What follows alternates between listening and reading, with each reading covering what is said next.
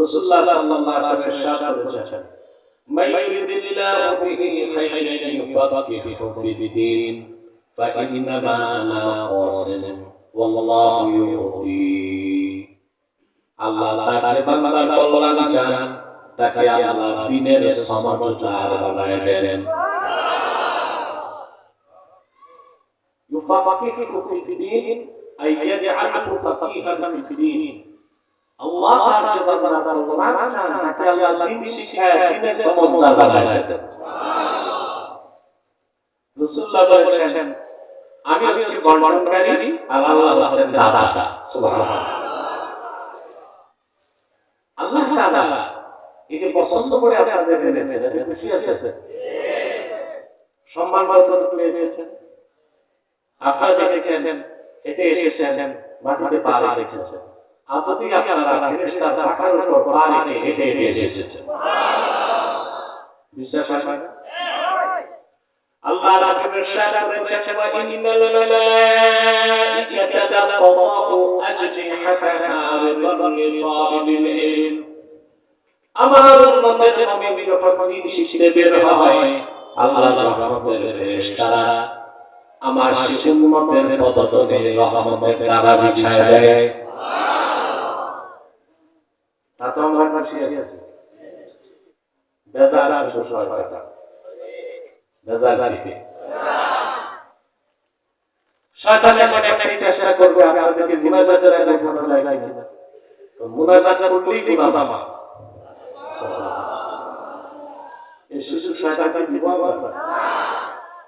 আমরা নিয়োগ করছি কিছুক্ষণ পরে আজকে মুনাজাত করে গুনাহ মাফ করে নিষ্পাপ বেহেশতি আল্লাহ ওয়ালা হয়ে বাঁচিয়ে যেতে চাই। গালা গালা হাত তুলে আমরা তাকে দেখো।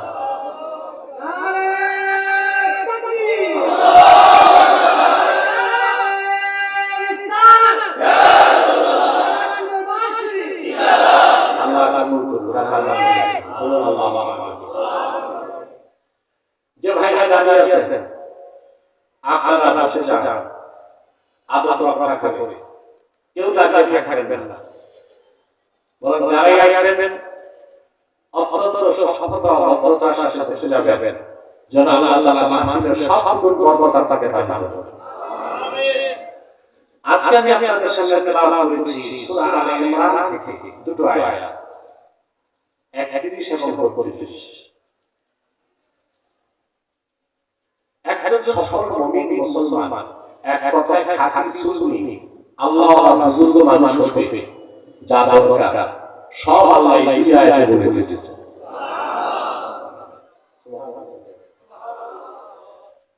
আমাদের দেশে একটা ঝগড়া আছে সুন্নি আর ওয়াহাবি। আজকে কিন্তু অতি দুঃখজনক বিষয়, আমরা না খাঁটি সুন্নি চিনি না ওয়াহাবি চিনি, না সুন্নত চিনি না বেদাত চিনি। এক বিরাট হুলক ধাঁধায় পড়ে আছি আমরা। খাঁটি মুমিন রাসূলুল্লাহর সাচ্চা উম্মত আল্লাহর সাচ্চা বান্দা সেই সুন্নি কিভাবে হবেন? এই কথা করে আল্লাহ তাআলা কোরআন শরীফে উল্লেখ করেছেন। আর সুন্নি ছাড়া কেউ নাজাত পাবে না। সুন্নি ছাড়া কেউ নাজাত পাবে না। সেজন্যই বলি আপনারা সুন্নিও চিনেন না, ওয়াহাবিও চিনেন না, সুন্নতও চিনেন না, বেদাতও চিনেন না। এই কথাগুলো আজকে আমি আলোচনা করব, খুবই মনোযোগ দিয়ে শুনতে হবে। আউযু বিল্লাহি মিনাশ শাইতানির রাজীম। বিসমিল্লাহির রাহমানির রাহিম।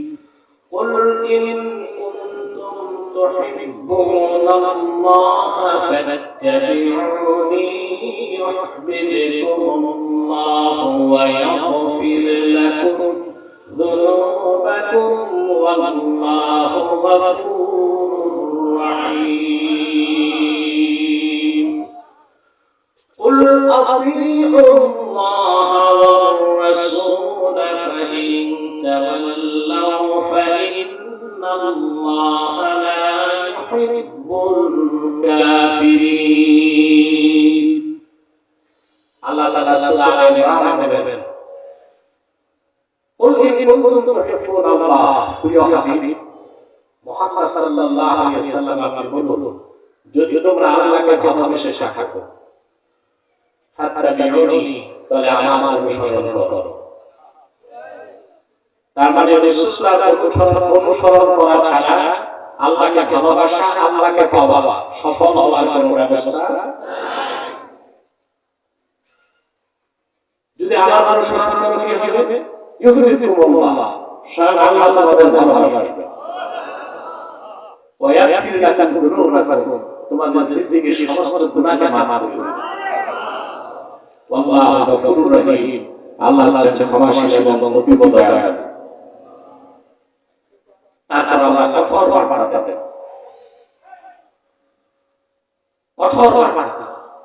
আমাদের দেশে 31 নম্বর আয়াত থেকে আলোচনা হয়, কিন্তু 32 নম্বর আয়াতে আলোচনা হয় না। 31 নম্বর আয়াত থেকে আলোচনা হয়, কিন্তু 32 নম্বর আয়াত থেকে ওখানে আল্লাহ কঠোর কথা বলছেন। قل أطيعوا الله والرسول فإن تولوا فإن الله لا يحب الكافرين. প্রিয় হাবিব মুহাম্মদ সাল্লাল্লাহু আলাইহি ওয়াসাল্লাম, আপনি বলুন, তোমরা আল্লাহর আনুগত্য করো, আল্লাহর রাসূলের আনুগত্য করো। যদি তারা এই কথা থেকে মুখ ফিরিয়ে নেয়, আপনি তাদের জানিয়ে দেন, ইন্নাল্লাহা লা ইউহিব্বুল কাফিরিন, তারা মুসলমান হতে পারে না, তারা কাফের, আর কাফেরদের আল্লাহ কখনো ভালোবাসেন না। রাসূলুল্লাহর অনুসরণটা উচিত না? অবশ্যই। রাসূলুল্লাহর অনুসরণ যে করবে না, ওনার আনুগত্য যে মানবে না, আল্লাহ ফতোয়া দিয়েছেন তারা কাফের। আর কাফেররা কখনো ধর্ম পালন করে, সাধনা করে, ইবাদত করে, বندگی করে আল্লাহর ভালোবাসা পেতে পারে না, শয়তানের খপ্পরে তারা পড়বে। ঠিক না? এবার কথাগুলো বুঝছেন? খুব মনোযোগ লাগবে। কথা বুঝতে পারছেন? না বুঝলে ময়দানে লড়াই করবেন কেমনে? এই যে এখন বাউলদের উৎপাত বেড়ে গেছে। আর আমাদের দেশে অনেক সুন্নি বক্তাই বাউলদেরকে সুন্নি মনে করে। নাউযুবিল্লাহ, বাউলরা যদি সুন্নি হয় তো মুসলমান কে?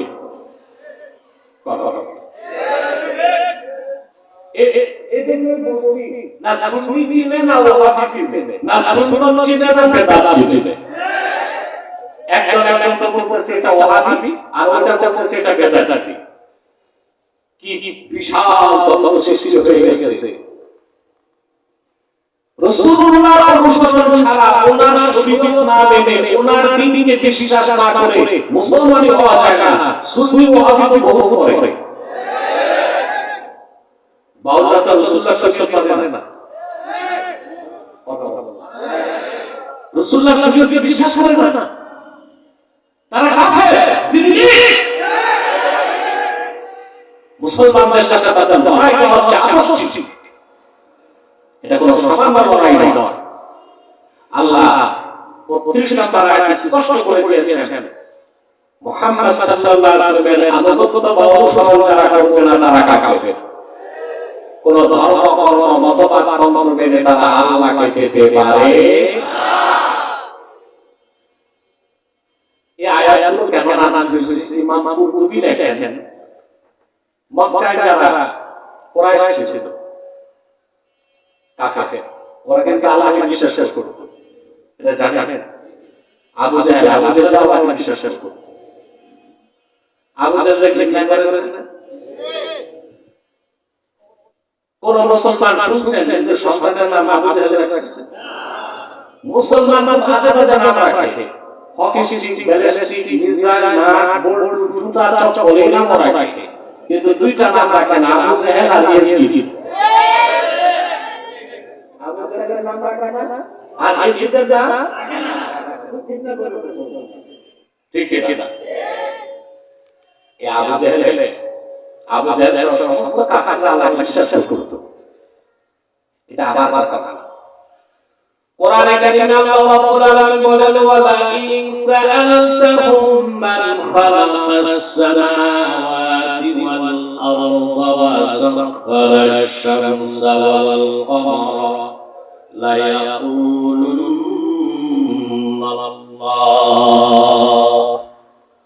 আল্লাহ রাব্বুল আলামিন বলেন প্রিয় হাবিব মুহাম্মদ সাল্লাল্লাহু আলাইহি ওয়াসাল্লাম যদি আপনি মক্কার কাফের কুরাইশদের জিজ্ঞেস করেন এই আকাশ ও জমিনকে সৃষ্টি করেছেন চাঁদ আর সূর্যকে কে নিয়ন্ত্রণ করেন এই মুশরিক কাফেররা জবাব দিবে যিনি আকাশ ও জমিন সৃষ্টি করেছেন চাঁদ আর সূর্যকে নিয়ন্ত্রণ করেন তিনি আর কেউ নন তিনি হলেন আল্লাহ ওরা বিশ্বাস করত ওরা এটা আল্লাহকে বিশ্বাস করত সমস্যা হয়েছিল ওদেরকে জিজ্ঞেস করা ওরা বলেছে আমরা আল্লাহকে বিশ্বাস করি মূর্তি পূজা যে করি তা তো আল্লাহকে পাওয়ার জন্য ওরা এই মূর্তি পূজা করত উদ্দেশ্য ভালো ছিল পদ্ধতি খারাপ ছিল উদ্দেশ্য ছিল আল্লাহকে পাওয়া আল্লাহকে পাওয়া কিন্তু পদ্ধতি ছিল খারাপ এই কথাটা কোরআনে আল্লাহ বলেছেন ওরা বলেছে মা না'বুদুহুম ইল্লা লিয়ুকাররিবুনা ইলাল্লাহি যুলফা আমরা তো আল্লাহকে বিশ্বাস করি তো 360টা টাইপি এদের ইবাদত করি যেন এরা আমাদেরকে আল্লাহর কাছে পৌঁছায় দেয় তা আমি কি কথাটা বুঝাতে পারলাম মক্কার কুরাইশ কাফেররা আল্লাহকে চাইতো আল্লাহর ভালোবাসা চাইতো আল্লাহর ভালোবাসা চাইতেই যারা মূর্তি পূজা করত উদ্দেশ্য ছিল খুবই মহৎ পদ্ধতি ছিল খুবই খারাপ ঠিক আছে ঠিক মতো বললেন না উদ্দেশ্য ছিল কি উদ্দেশ্য ছিল খুবই মহৎ পদ্ধতি ছিল কি প্রিয় বন্ধুগণ আরে ভাই মানুষ আসতেছে পড়তেছে এটাও দেখার কিছু আছে সার্কাস দেখতে তোমাদের অভ্যাস খারাপ হয়ে গেছে আমার দিকে তাকায় আবার যারা আসছে তারা বসে দাঁড়ায় থাকে এদের ঘোড়া রোগ আছে ঘোড়া বসতে পারে না দাঁড়ায় ঘুমায় এদের ঘোড়া রোগ আছে এজন্য বসবে না ওয়াশরুমে দাঁড়ায় পিছনে যতটুকু খালি আছে এটা বললে তো মাহফিলটা সুন্দর লাগে ঠিক না প্রিয় বন্ধুগণ তাহলে মক্কার কাফের কুরাইশরা আল্লাহর ভালোবাসা চাইতো আল্লাহকে পাইতে চাইতো উদ্দেশ্য ছিল ভালো পদ্ধতি ছিল ইহুদিরা বলতো আমরা ইহুদিরা মনে করত উযার হচ্ছে আল্লাহর বেটা তারা উযাইরের ইবাদত করে যেন আল্লাহকে পায় খ্রিস্টানরা বলতো ঈসা হচ্ছে আল্লাহর বেটা তারা ঈসার ইবাদত করে আল্লাহকে পাওয়ার জন্য বেলা আশা আল্লাহর কোনো পুত্র নাই কোনো পিতা নাই তিনি একক তিনি নিরাকার উযার এবং ঈসা ছিল আল্লাহর নবীর গোলাম ঠিক না কিন্তু তারা ঈসা নবীর ইবাদত করত আল্লাহকে পাইতে উযারের ইবাদত করত আল্লাহকে পাইতে উদ্দেশ্য ছিল ভালো পদ্ধতি ছিল তখন আল্লাহ এই আয়াত নাযিল করলেন قل إن كنتم تحبون الله فاتبعوني يحببكم الله ويغفر لكم ذنوبكم والله غفور رحيم প্রিয় হাবিব আমার মুহাম্মদ সাল্লাল্লাহু আলাইহি ওয়াসাল্লাম আপনি মানব জাতিকে বললেন যদি তোমরা আল্লাহকে ভালোবেসে থাকো অন্য কোন পদ্ধতি কোন তন্ত্র কোন মতবাদ দিয়া হবে না অবশ্যই আমার অনুসরণ করতে হবে আমার অনুসরণ বাদ দিয়ে আল্লাহকে পাওয়ার কোন ধরনের ব্যবস্থা নাই যদি আল্লাহকে ভালোবেসে থাকো ফাতাবিউনি আমার অনুসরণ করো কারণ আমার অনুসরণের বাইরে আমার আইন ও দ্বীন ও শরীয়তের বাইরে মন মনা করো বাবা কোন অন্য ধর্ম তন্ত্র আদর্শ মেনে আল্লাহ পর্যন্ত পৌঁছা সম্ভব নয়, আল্লাহকে পাওয়া সম্ভব নয়, আল্লাহর ভালোবাসা লাভ করা সম্ভব নয়, মুক্তি ও নাজাতের কোনো ব্যবস্থা নাই। ঠিক এই মুহূর্তে আমি একটা শিক্ষা উল্লেখ করব, সাবাক বলবো। এই যে বাউলরা, ফকিররা আর সুফিবাদী ভণ্ডপীররা প্রচার করে, বাংলাদেশে প্রচার করে যে যে ধর্ম নিয়ে আছে থাকুক না, সবাই তো সস্তাকেই চায়। এখন যে ধর্ম পালন করুক, তার ধর্ম পালনের মাধ্যমে সস্তাকে পেতে পারে, এই কথাটা কি কোরআনের পক্ষে না বিপক্ষে? যার কথা কোরআনের বিপক্ষে সে মুসলমান না কাফের? অপবাদে আমাকে আব্বাসী কথায় কথায় কাফের বলে বলি তো। কথায় কথায় যদি তোমার দেশের বক্তারা, ভণ্ডপীরেরা, বাউলরা, শয়তানগুলো কাফের হয়, তো আমার কথায় কথায় কাফের বলতেই হয়। আমি ডাক্তার, চিকিৎসক, যে রোগীর যে রোগ দেখে এটা বলে দিই, আমার মাথায় রোগ কি তার আগে বলে দেওয়া আছে, তার এই রোগ হয়েছে। একজন দায়ী আল্লাহর এই কাজে বেশি কাজ। তাহলে এখান থেকে একটা শিক্ষা আমরা পেয়ে গেলাম, আল্লাহর হাবিব মুহাম্মদ সাল্লাল্লাহু আলাইহি ওয়াসাল্লামের সুন্নাহ, ওনার শরীয়ত, ওনার দ্বীনকে বাদ দিয়া অন্য কোন ধর্ম, মতাদর্শ, মতবাদ গ্রহণ বা লালনের মাধ্যমে আল্লাহকে পাওয়া যাবে না। স্পষ্ট? প্রিয় বন্ধুগণ, এখন আসুন, আল্লাহ বলেছেন তোমরা যদি আল্লাহকে ভালোবাসতে থাকো। আমরা আল্লাহর ভালোবাসা চাই সবাই, নামাজ পড়ি, রোজা রাখি, না খেয়ে ওয়াজে বসে আছি, উদ্দেশ্য একটাই, আল্লাহর ভালোবাসা পাওয়া। মনে রাখবেন মুসলমান যতক্ষণ পর্যন্ত ঈমান আনার পরে আল্লাহ তাআলা রাসূল মুহাম্মদ সাল্লাল্লাহু আলাইহি ওয়াসাল্লামের ভালোবাসা জীবনের যে বেশি না হবে, ততক্ষণ পর্যন্ত আপনি নির্ভেজাল খাঁটি মুমিন আশিক মুসলমান হতে পারেন না। পারবেন? আমি আপনাদেরকে কিছু দলিল দিচ্ছি কোরআন আর সুন্নাহ থেকে। তাফসীর কুরতুবী এসেছে, لما أمر رسول الله صلى الله عليه وسلم بالهجرة من مكة المكرمة إلى المدينة المنورة، جعل الرجل يقول لأبيه والأب لابنه والأخ لأخيه والرجل لزوجته إنا قد أمرنا بالهجرة. رسول الله صلى الله عليه وسلم হিজরতের আদেশ করেছেন যে মক্কা থেকে সবাইকে মদিনা মুনাওয়ারায় হিজরত করতে হবে। সাহাবায়ে কেরামের সামনে মহা পরীক্ষা চলে আসলো, কারণ মক্কায় তো যিনি মুসলমান তিনি আর একই ঘরে বসবাস করতেন, বাবা মুসলমান ছেলে কাফের, ভাই মুমিন ভাই কাফের, স্বামী মুসলমান স্ত্রী কাফের, কথা বুঝছেন? একসাথে বসবাস করতেন। কিন্তু যখন হিজরতের আদেশ আসলো তখন আসলে মহা পরীক্ষা, কারণ এক রক্তের সম্পর্ক ছিন্ন করতে হবে, বাড়িঘর ছাড়তে হবে, সহায় সম্পদ বাদ দিতে হবে। পরীক্ষাটা কঠিন ছিল না? জালিলুল কদর সাহাবী যারা রাসূলুল্লাহ সাল্লাল্লাহু আলাইহি ওয়াসাল্লাম, তারা সব হিজরত করে চলে গেল মদিনা মুনাওয়ারায়। কিন্তু বাকি সাহাবীরা চিন্তা করতে লাগছে যে এতদিনের সম্পর্ক কিভাবে ছিন্ন করি। বাবা মুমিন ছেলে কাফের, ছেলে মুমিন বাবা কাফের, ভাই মুমিন ভাই কাফের, বোন মুসলিম ভাই কাফের, স্বামী মুমিন স্ত্রী কাফের, এতদিন একসাথে বসবাস করছে, এখন সব ছাড়তে হবে, ঠিক না? সাহাবায়ে কেরাম চিন্তা করতেছেন, আল্লাহ তাআলা সঙ্গে সঙ্গে ধমক দিয়ে কোরআনের আয়াত নাযিল করে দিলেন। আল্লাহ রাব্বুল আলামিন বলেন, ইয়া আইয়ুহাল্লাযীনা আমানু লা তাত্তাখিযু আবাআকুম ওয়া ইখওয়ানাকুম আওলিয়া ইন ইসতাহাব্বুল কুফরা আলাল ঈমান ওয়া মান ইয়াতাওয়াল্লাহুম মিনকুম ফাউলাইকা হুমুজ যালিমুন।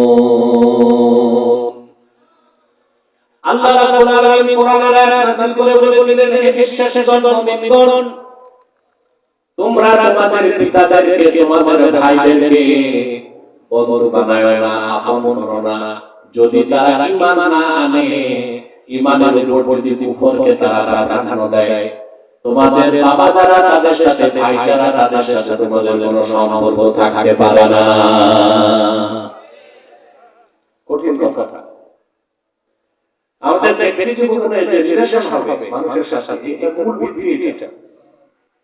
আমরা আপনার সাথে রিলেশন করব, তার ঈমান আছে, ভালোবাসা রাখবো, তার সাথে তার ঈমান আছে।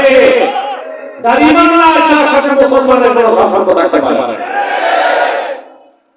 সাধারণ মানুষ কি বলবো, আমাদের দেশের মৌলবীরাও ভোটের সাথে ভুলে গেছিল এই কথা। সমানে জায়গা বক্তার মৌলবীরা পূজা মণ্ডপ হারা দিচ্ছে।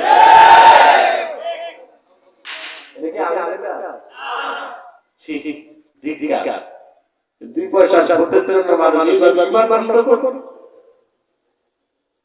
আরে ভাই, কাফের মুশরিক অমুসলিম যারা, তাদেরকে মানবিক সাহায্য করতে পারবে।